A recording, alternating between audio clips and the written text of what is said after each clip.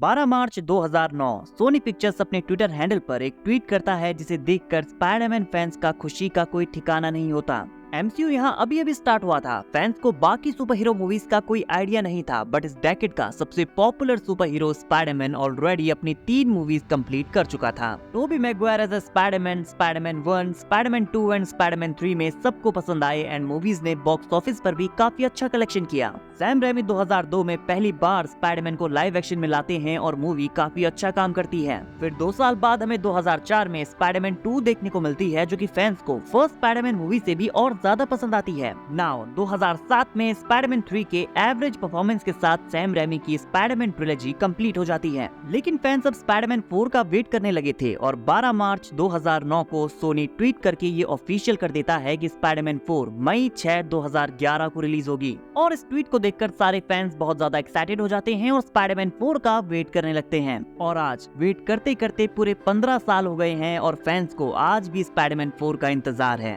Soni pictures का tweet Twitter पर आज भी वैसे का वैसा ही है। They stole it from me, Carmine. They took it.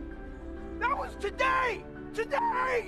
Now question ये आता है कि ऐसा क्या हुआ कि सोनी ने मूवी की रिलीज डेट अनाउंस करने के बाद भी इस मूवी को कैंसिल कर दिया। स्पाइडरमैन 3 में हमें एक साथ कई सारे विलन्स दिखाए जाते हैं, जिस वजह से ये थर्ड मूवी बाकी दोनों मूवीज से पुअर रिव्यूज गेन करती है। सैम रेमी के अकॉर्डिंग वो इस मूवी में 3 विलन्स को एक साथ नहीं रखना चाहते थे। सैम रेमी यहाँ पर ओनली सैंडमैन को एज द मेन विलन और हैरी ऑसबॉर्न को as a side story movie में इंक्लूड करना चाहते थे। इट मींस कि उनका वेनम को इस मूवी में इंट्रोड्यूस करवाने का कोई प्लान नहीं था। हमें यहाँ स्पाइडरमैन का सिम्बियोट सूट नहीं दिखने वाला था, लेकिन सोनी ने सैम रेमी से कहा कि अगर वो एक आउटस्टैंडिंग मूवी बनाना चाहते हैं तो यहाँ उन्हें स्पाइडरमैन फैंस का फेवरेट कैरेक्टर वेनम इंक्लूड करना ही होगा। लेकिन जैसा उन्होंने सोचा था चीजें उसके अकॉर्डिंग नहीं हो पाई और व्यूअर्स ने इस मूवी को इतना पसंद नहीं किया और इसी वजह से स्पाइडरमैन 4 कैंसिलेशन के इतने करीब आ जाती है। And as you can guess यहाँ पर रेमी भी अपनी थर्ड मूवी को लेकर काफी डिसअपॉइंटेड थे।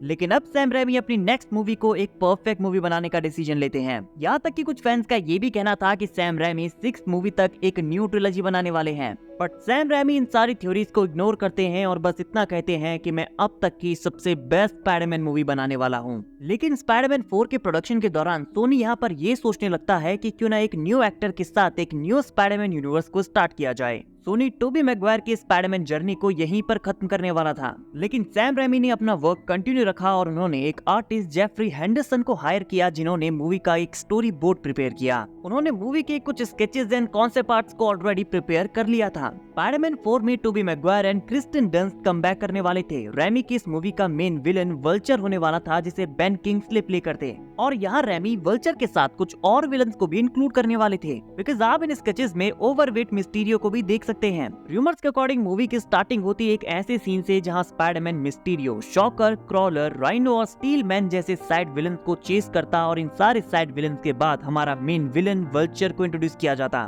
मूवी में एमजे और पीटर का ब्रेकअप हो जाता और पीटर फेलिसिया हार्डी को डेट करता, जिससे वो रिसेंटली डेली ब्यूगल में मिला था, और फेलिसिया हार्डी एके ब्लैक कैट के रोल के लिए एनी हैथवे को साइन किया गया था। एंड रेमी हमारे लाइव एक्शन वल्चर को कॉमिक्स से डिफरेंट डिजाइन देना चाहते थे। वो वल्चर को एक मैकेनिकल सूट देने वाले थे, जैसा कि हमने स्पाइडरमैन होमकमिंग में देखा। एंड यू कैन सी यहाँ इस कॉन्सेप्ट आर्ट में वल्चर के रेजर ब्लेड से स्पाइडी का पूरा कॉस्ट्यूम फट गया है और इस मोमेंट पर ब्लैक कैट स्पाइडरमैन को वल्चर से बचाती और वल्चर यहाँ पर ब्लैक कैट का फादर होने वाला था। और ये है वो सारी इन्फॉर्मेशन जो हम स्पाइडरमैन 4 के बारे में जानते हैं। सैम रेमी यहाँ पर इस मूवी को बनाने के लिए बहुत ज्यादा एक्साइटेड थे, लेकिन 10 सालों तक स्पाइडरमैन मूवीज में काम करने के बाद फाइनली रेमी टायर्ड हो गए थे। अपने इंटरव्यू में रेमी कहते हैं कि मैं स्पाइडरमैन 3 से काफी डिसअपॉइंटेड था और बेस्ट क्वालिटी के साथ स्पाइडरमैन 4 बनाना चाहता था। ये अब तक की सबसे बेस्ट स्पाइडरमैन मूवी हो सकती थी, बट मैं कुछ मिस्टेक्स की वजह से इसे कंप्लीट नहीं कर पाया।